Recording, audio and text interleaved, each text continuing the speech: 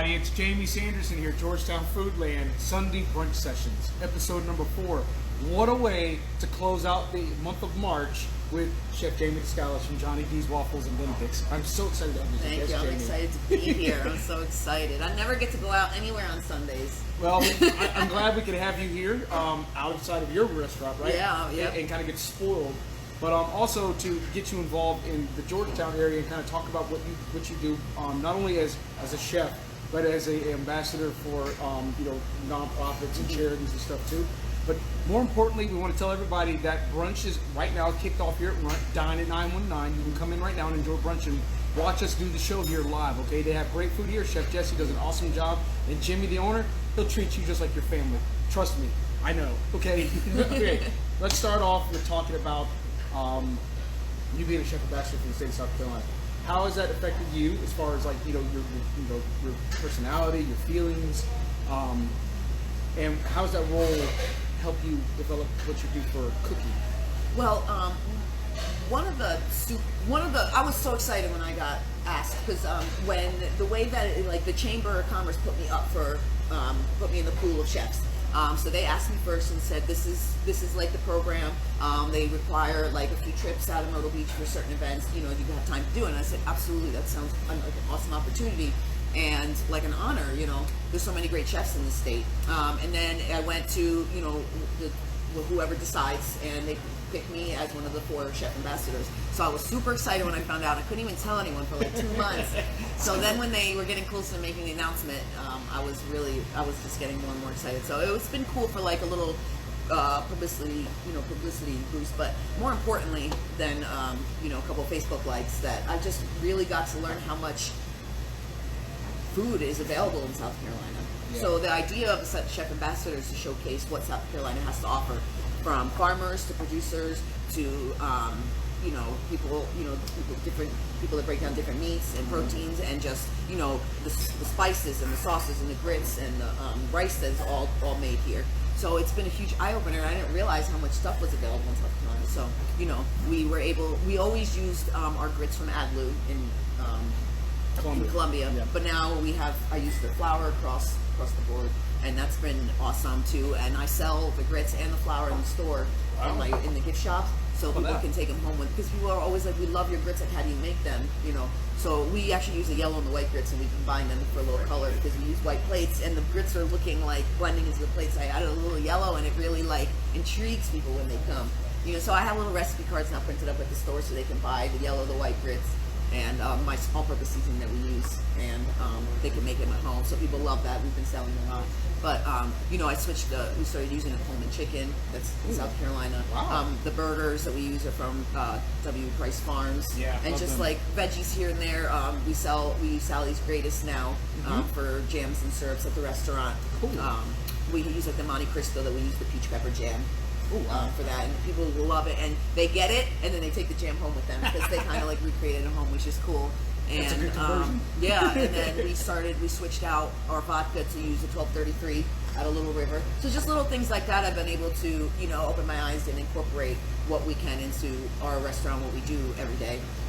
And just for myself, like when I do different events, like we went to Hilton Head. I never got to go there before. Yeah. I went to Greenville for the first time with the chef ambassadors. I was supposed to go to the James Beard House last year to do a dinner there with the chef ambassadors, but unfortunately for the COVID, that got canceled. And but I got to do Charleston Food and Wine Festival, and that was super fun for me. But this year it was canceled. But I think we're going to go back to Euphoria this year.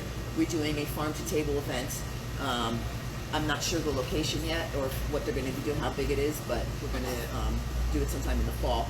And that's going to be like me and us, I don't know, like a small, maybe 50 or 60 guests, where like we showcase like food that South Carolina has to offer for the fall, and I'm really excited about that. Yeah, so I'll have more information on that soon. But it's just been super awesome, and I learned a lot from my fellow chef ambassadors, like just talking to them and stuff like that. And I just really love getting to know them, and it's been a really cool experience.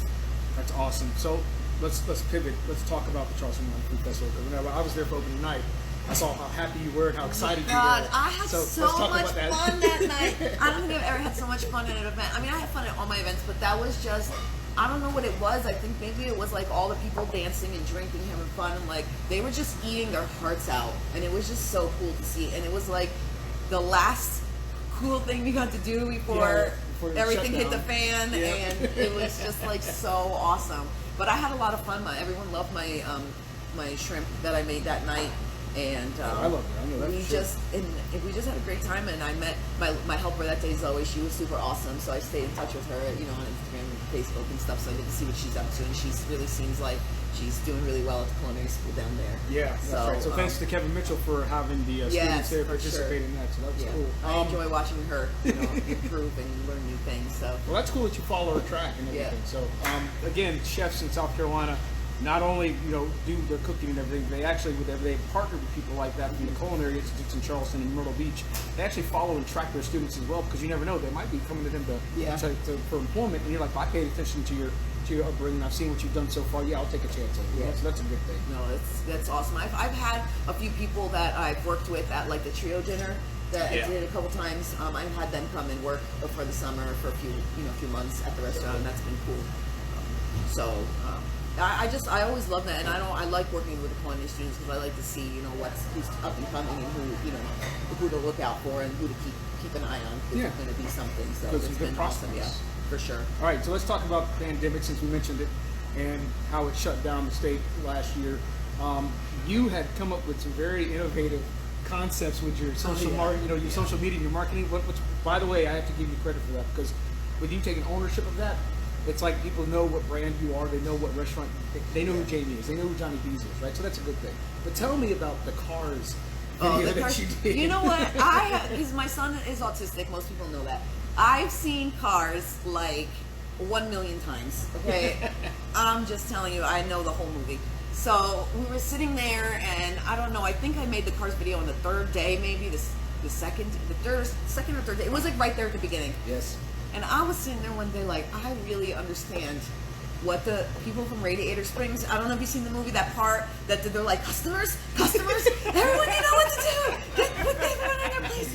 And that's what I felt like every time I saw you heard the phone ring, every time the Uber Eats went off, and every time a customer pulled in.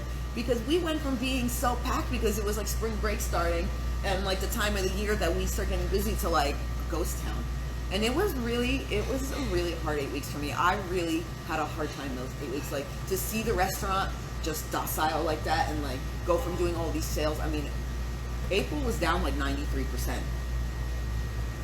Yeah, so it was like 92.7%. It's quite a shock. That's very upset. It was a hard 8 weeks for me. And then when we opened back up again, it was like, and no one was ready for it. So I was like, it took me it took me till October to recover. And like my mindset was really rough last summer. Like I was struggling every day because I just, it's like some people were very scared of COVID, some people weren't. It's like there was really long wait times. I couldn't find help. And we don't want to make the customers wait. We don't. We want to get the customers in as quickly as we can. Like I didn't like having to tell my customers it's going to be, an hour and a half because I only had 17 tables in there when I used to have 29. So it was rough. Like there was, especially the holiday weekends. I remember Labor Day, it was like 2 hours, and I was outside telling the customers myself because I wanted to ensure them that I'm really sorry. And I had like 43 parties on a wait on Labor Day weekend every day from Friday to Monday, and I was out there myself telling the customers when they came in, like, I'm really sorry. Like I promise you, like if you do wait, like as soon as you sit down, like the food was flying out of the kitchen still, but the wait to get in, and the customers were like, I see, because I was out there myself doing it, because the hostesses were like, people are getting upset, and I'm like, I'm upset that we have to tell them it's 2 hours. But there's nothing, there's 43 parties waiting, like all, and I heard, and other people were telling me, like, some of the other restaurants, like Blueberry Grill up the street from us, they had a 2-3 hour wait, and the same thing at, like, Sea Captain's, like, the customers were saying, like, it's okay, it's everywhere, like, we already went to Blueberry Grill, and we already went to Sea Captain's, and I'm like, well, we're trying, like, we don't want to make you wait that long. But it was a hard time for me. The videos at the beginning were kind of like, trying to keep my spirits up. When it did work for a little while, and then it got really hard, but I'm okay now, and now I just look at it like, okay, we made it, like we're stronger for it. Look what I made it through last year, like I can make it through anything. So like my mindset this year, going into the season is like, let's do this. Yeah. Let's do it, So I do have more tables back into the restaurant now, and now we have a third location. So we've been able to, like, we had a lot of people from Surfside coming to join us. So now the Surfside peeps stay down there. So now we have more room in our store for like the Myrtle Beachers, the locals right there in that area that can never get in there or they don't want to wait. So now we have a little bit more open room for them. So it's just as busy, and it's been really good. So the new store's doing really well, and like the local community of Surfside really has supported us. Good. So speaking of that, that morale that you said is picked up, and that you're so ready to get it right. So yeah, you opened up a third restaurant. So you have the one in North Myrtle Beach, you have the one in Myrtle Beach, which is the main hub. And now you got the one in Surfside. And I know that whenever you announced that you were going to open it up at the former Denny's location, people already were like, I can't wait, I can't wait, I can't wait. So tell me about the first day of Johnny D's in Surfside. So, okay, the few weeks before the upcoming weeks, we had a lot of people stopping by every day. There was like construction there or whatever. So my dad was like, man, if we get this many people in here when we open, we're going to be good. There was so many people coming to find out what was opening there, when are we opening, trying to come in for lunch, trying to come in for breakfast. And then we had our job fair, and it was just like swarms of cars in the parking lot, people looking to apply. Yeah. Wow. It was January, so that that's to be expected because all the restaurants haven't started hiring. It was actually December, so the influx of hiring hadn't started yet. So then that day we had so many customers trying to come in because they thought we were open because there were so many people coming in and out of the restaurant. But on our first day, we opened at 8, and by 7:40 there was a line of people trying to come in. Yeah. So when we opened the doors, I think we had about 15, 16 tables all sit down all at once. Talking about hitting the kitchen. So we were hitting the ground running. So I was like, all right, guys, let's get ready. So, but it's been great. I mean, the staff is really like, they're doing a great job in the odds that, when we opened up Myrtle Beach, I think it took months. It was a slow start, like to be expected. Our biggest jump in sales was, and actually halfway through the second year, when Jim Cantori and Sam Champion happened to be in Myrtle Beach. And it might have even been, it was either the second or third year they come that, it was like, that's when the huge jump happened, because they hit us up on, national TV, and it was like a huge thing all over the country. Like, people were coming in from all over the country saying they saw it on TV. So what happened was they came in and got, oh my goodness.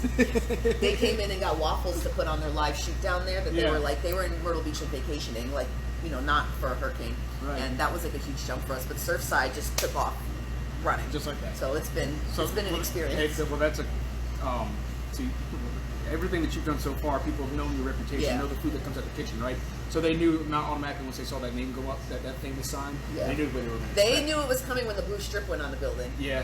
Because that was like the Johnny D blue, and then when the sign came up, it was like, forget about Lights it. out. Yeah. So. All right, so guess what? We've been joined by Chef Jesse here at Root. Yes. So come on in the picture there, buddy, because we're going to get you Are to you talk going to about... take pictures so I don't have to, or I got to take a picture? Oh, go ahead and take a picture. Yeah. Oh my goodness. Well, I'm super excited to have you here, Jamie. This is going to be my crab cake Benedict. It's going to be a Maryland-style jumbo lump crab cake topped with some poached eggs, some hollandaise sauce, and some microgreens. Yes. Ooh, I'm super excited. Can I dig in? Please. Yes, dig in. I ate very little for breakfast today because I knew you were going to feed me. Perfect. Jesse, tell us where you get your microgreens from, bud. So I got these from Raisin Greens from a guy named Evan. He's awesome. He produces really good microgreens. That's awesome. Where's he located here? He's right here in Georgetown. That's awesome. Yeah, we get microgreens from Conway, and they're so, you can tell that they're here locally and they're super fresh. Like, you can definitely tell the difference. This is good. You want one? Yeah, I'm going to give a little bit of some right here. Yeah, do it.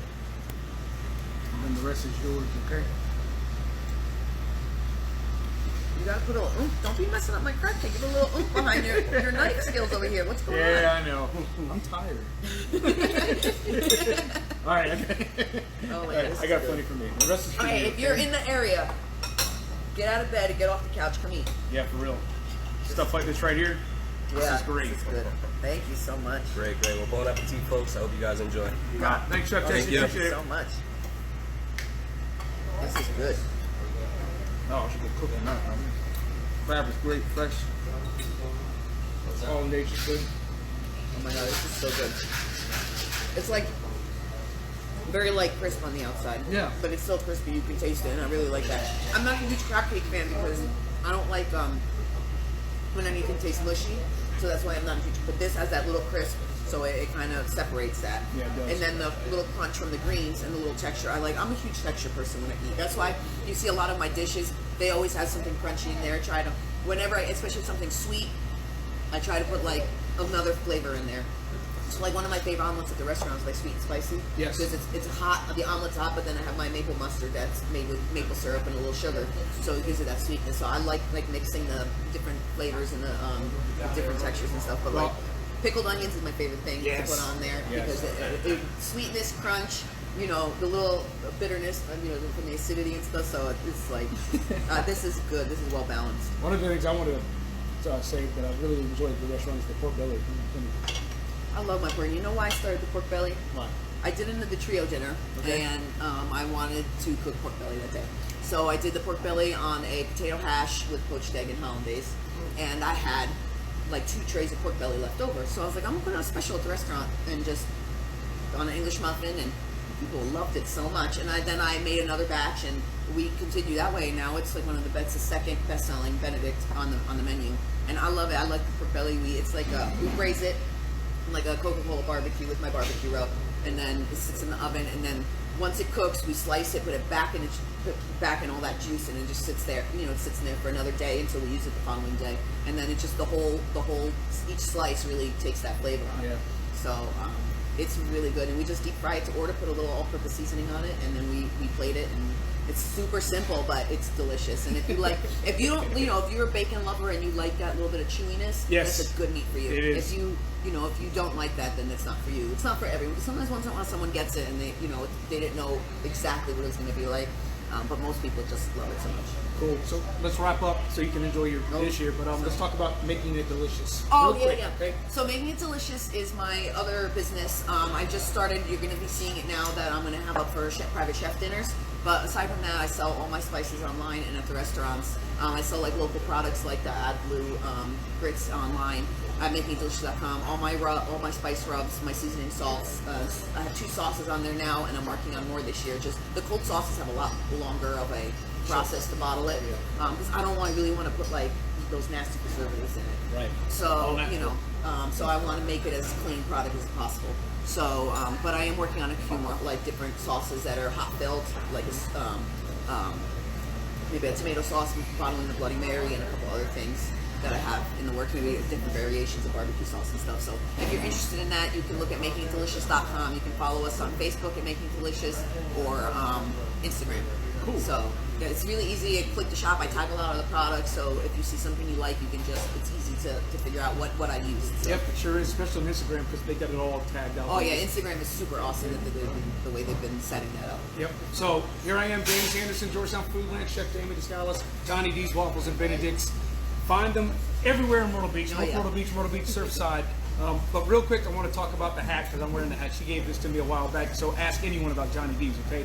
I want to thank your father. I want to thank your family because you guys are very exceptional. You guys have been involved in the community for a long time, and you give back as much as you take in. So I really appreciate your involvement in everything that you do. Thank you for having me. I love you. Thank you for everything you do. You really make sure everyone remembers that there's great restaurants around here. Well, so appreciate that. Yeah, you're welcome. It's my pleasure. It's been all about seeing you guys succeed and making sure that you guys can, one, stand out through a pandemic or a struggle, but more it's about seeing guys like you who work tirelessly in the kitchen and also have your behind the scenes dealing, like taking care of your son and other things like that. There's also, chefs have lives too behind the scenes, right? So, little. Right. But the thing is though, that I want them to be the center point. I want them to be the showcase, and they deserve all that because they've earned it. They've worked tirelessly in the kitchen. They've done everything they need to do to take care of their families, their businesses, or whatever. So it's nice to be able to take a chef out of that realm, out of that box, so to say, and spoil them to make them feel good too. So real quick, I want to tell people about a special trip I took to Greenville late last week. I went to Chicora Alley on Main Street. Had some really good street tacos, Thai chicken tacos there. Oh, I heard that's good. I see it on that Greenville, like people talk about it. Yep. And then I made a stop in Manning at Mill Street Grill. They're under new ownership, and I had a French dip, and that French dip was amazing. Oh, that's awesome. Where are they? Right down in... Right on Mill Street in Okay, Manning. Mill Street. Yep, Cool. so you can turn off 261, turn to the left, and they're right there on the right.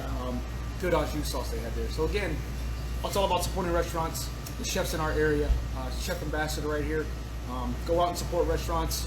Root here, go support Johnny D's, support everybody out there. Be a culinary encourager, Let people know they're doing a great job. Share some positivity, okay? If you have any critiques, do that privately. Don't blast them on social media or anything else for that matter. You know, on quick thing, like, we don't want anyone to be upset when they leave. Right. So if we mess something up and you're going to tell us, we're going to fix it if we can.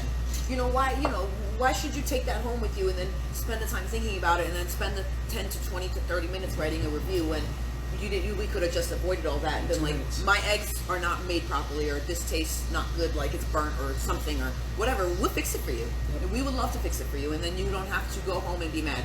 Yep, exactly. All right, we're going to finish up. Jamie, he's enjoyed it. Yeah, I'm okay? going to eat this because this is delicious. All right, see y'all later. Eat it up, Thank you. Georgetown. Take care. That was great. Thank you.